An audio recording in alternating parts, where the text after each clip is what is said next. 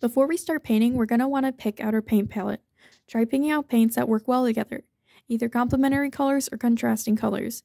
You can always use a paint wheel or just trust your gut. Either way, make sure you have enough of each color. Even a small structure like this can take up a lot of paint since it's built up of layers.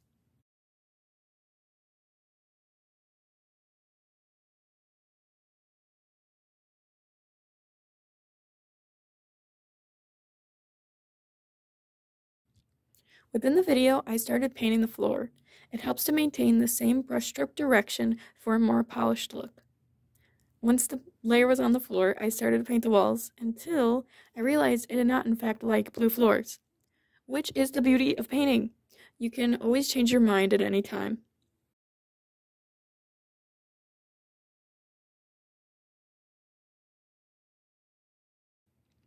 Once I fixed the floor color, I decided to paint my other room's floor brown, which I did end up keeping.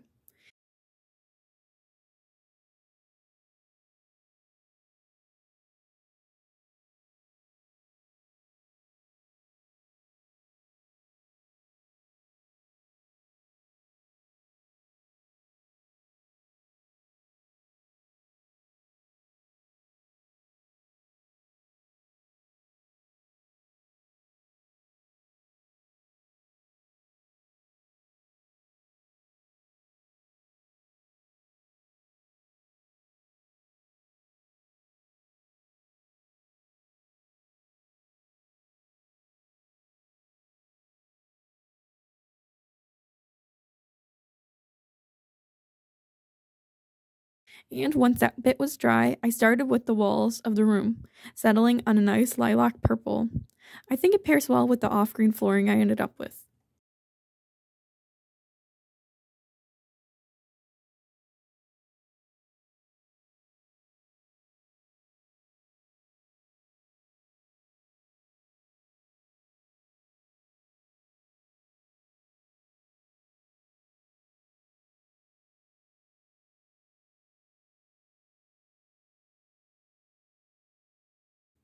Then I decided on teal for the smaller room.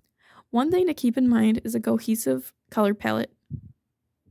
Reusing a color in different shades or tints will help it look intentional. If you use an off-white for one part, try using an off-white whenever you want to create a tint of another color.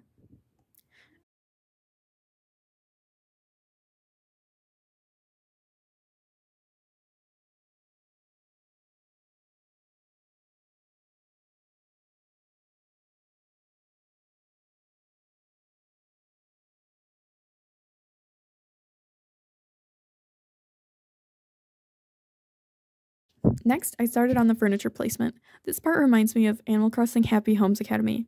It's mostly just to help you better visualize the end product and figure out what colors you want everything to be. I reset the scene a few times just trying to get the layout where I wanted it to be. Sorry how it gets out of focus sometimes. This was my first time filming a tutorial video, not to mention one so small.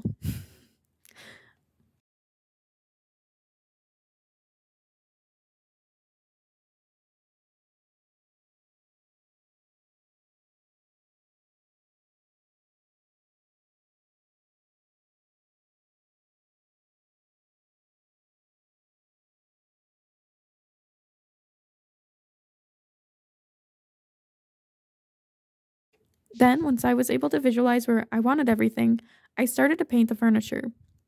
The pieces were so itty bitty that my hands were trembling trying to paint. Don't be discouraged if something similar happens to you. And despite painting these shelves yellow-white, I ended up adding a pop of color to them later. Painting in layers is very important to this project, letting things dry and working on them in shifts.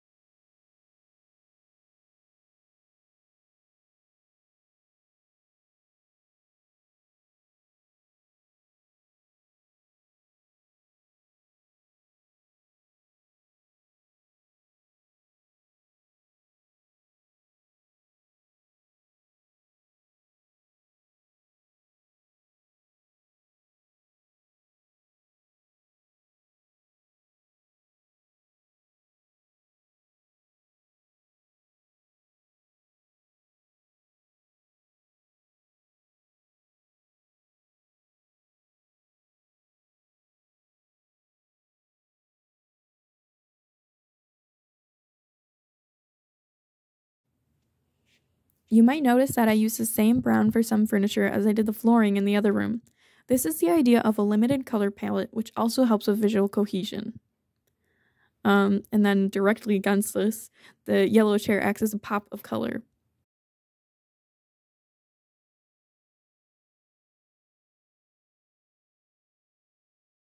Once the pieces were painted, I started on the second layer of paint in the house, really focusing on keeping my brush strokes going the same way.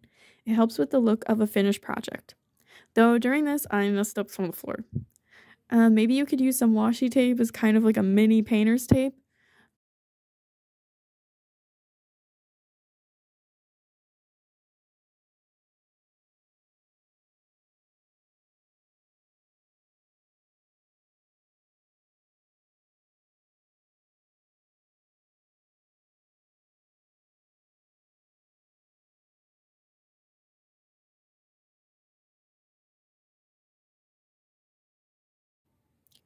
Though, as you can see, I started throwing stuff against the wall and trying to see what works.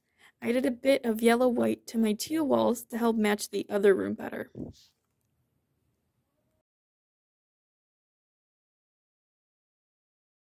Back on the furniture side of things, I started out trying to paint on the detail work. Initially, I tried painting on a heart cushion, which is not what I ended up going with. There's a lot of trial and error, and I always like to see what I like and don't like. I'm never afraid to just completely change something, and neither should you.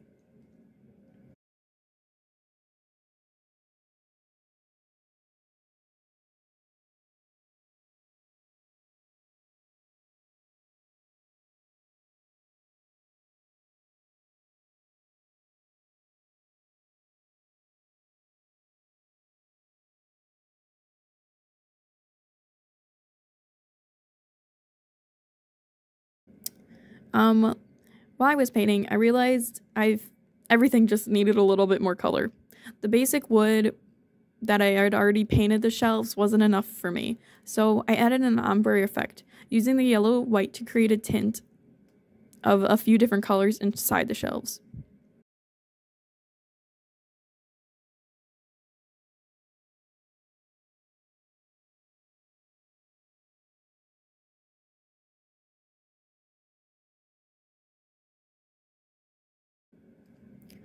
Then, going back to the detail work on the couch, I decided to do a little quilt. It helps to think of what would be in an actual house, or the types of little details that exist big to turn mini. I quilt as a hobby, so that was already on my mind. Maybe in your house a pillow would look good, or the couch itself is patterned. Or if you don't have a couch, maybe the bed has a different colored comforter and blanket, or your kitchen countertops are granite.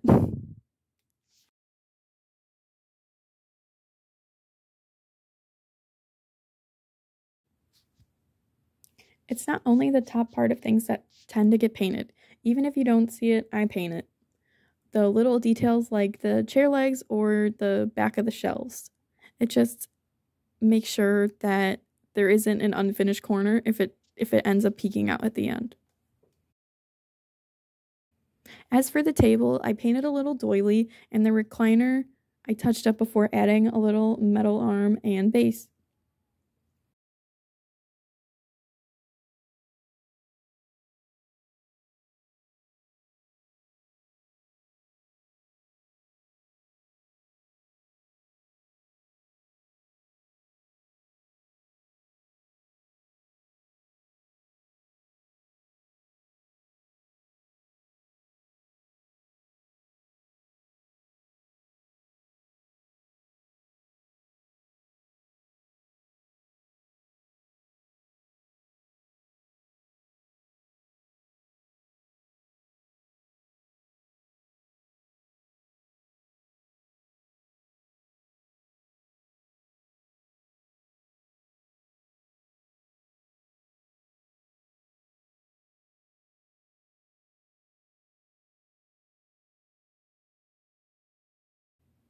It took me a little while to decide, but I ended up painting a little blanket onto the recliner as well.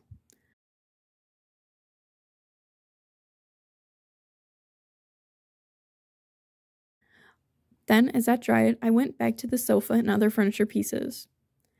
There is a lot of back and forth between painting the little details onto different pieces, making sure they were dry before I worked on them again. Like, each layer was another element, painting on the base of layer of the blanket, then the squares, which was the idea. But I mean, with mistakes and touch-ups, there's a lot of back and forth.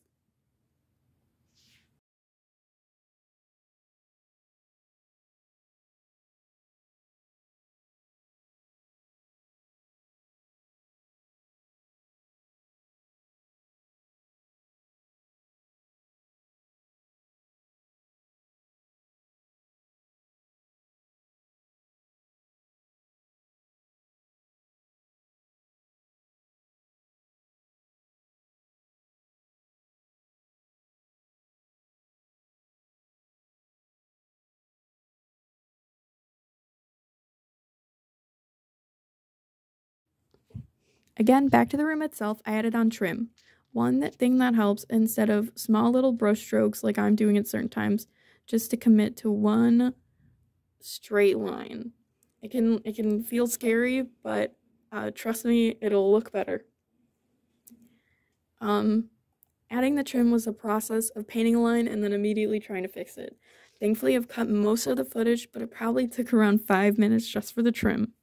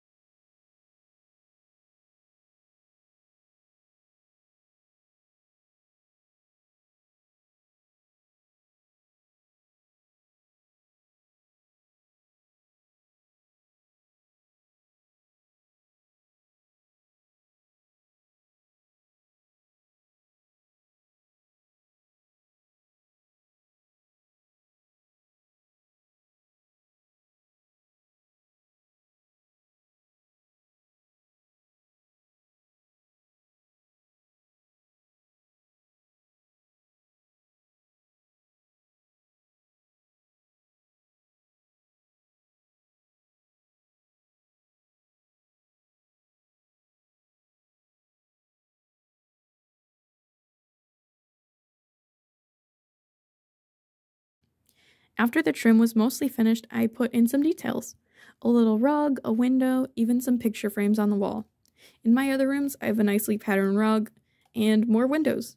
This is another good time to consider the little things. I didn't include any light switches or electrical outlets, but you could. Or maybe cracks in an old wall, spider webs, or a fly swatter. Miniatures have a lot of potential to capture both fun interiors and the little mundanities of life. Both, I feel, are important.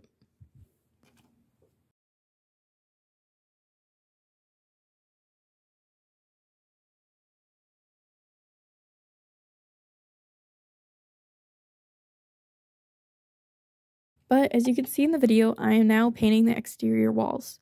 This is an entirely optional step, but I felt like it completed the overall look.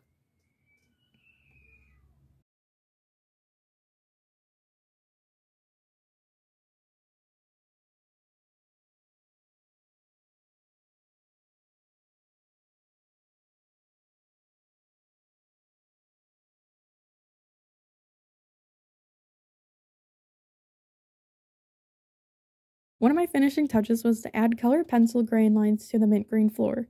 Feel free to experiment with mixed media approaches.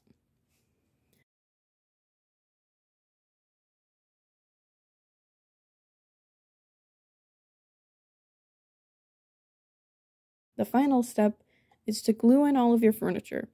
Personally, I used a glue stick, but for tiny furniture pieces like chair legs, it might be a good idea to use super glue. This video may be around 30 minutes, but it took me 2 whole hours to paint this little room. Do not feel bad if it takes you longer or less. Art is not a race or something to pore over endlessly. Just have fun with it. And I hope you enjoyed painting this miniature room with me. Please send me pictures of yours. I would love to see how they end up.